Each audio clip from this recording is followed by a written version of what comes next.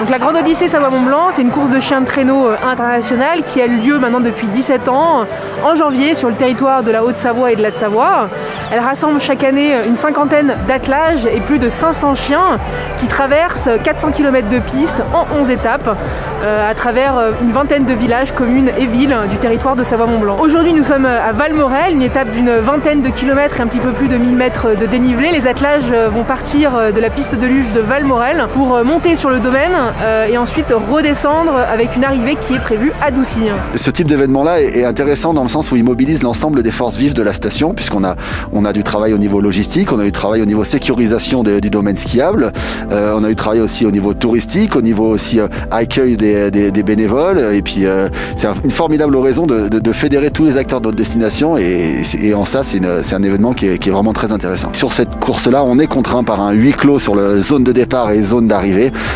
C'est compliqué puisque nous les objectifs d'accueillir une étape de la Grande Odyssée, c'est avant tout de proposer une animation et un produit touristique pour nos clients.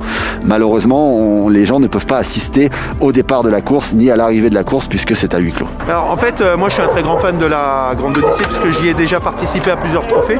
Mais cette année, en fait, on a voulu monter un défi de manière à récolter des fonds pour la mucoviscidose. Donc on a monté l'équipage de l'Esport et on est là uniquement, enfin pas uniquement, on est là pour se faire plaisir, mais on court pour pouvoir récolter des fonds pour financer la recherche sur la mucoviscidose. Donc on a un petit clin d'œil à Nils qui nous suit, soit de chez lui, soit de l'hôpital, qui est un petit peu le facteur déclencheur de cette idée-là. Alors, il y a plusieurs ressentis. Il y a le compétiteur qui lui voit rien quand on est sur une ligne de départ et d'arrivée, ce qui fait qu'en soi, c'est pas personnellement dérangeant. Par contre, ce qui est gênant quand même, c'est que vu d'extérieur, il pourrait y avoir 2000, 3000, 4000 personnes autour et qui n'ont pas accès. C'est le côté un peu dommage parce que c'est quand même une des plus belles courses d'Europe.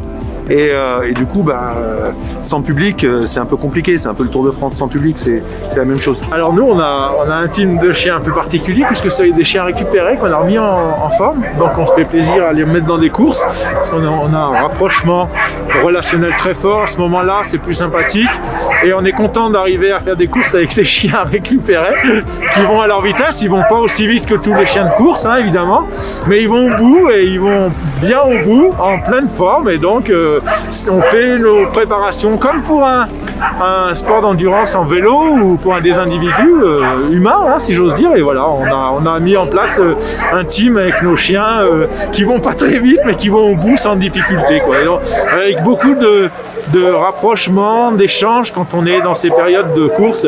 Donc ouais, c'est un bon moment de plaisir, quoi. Voilà.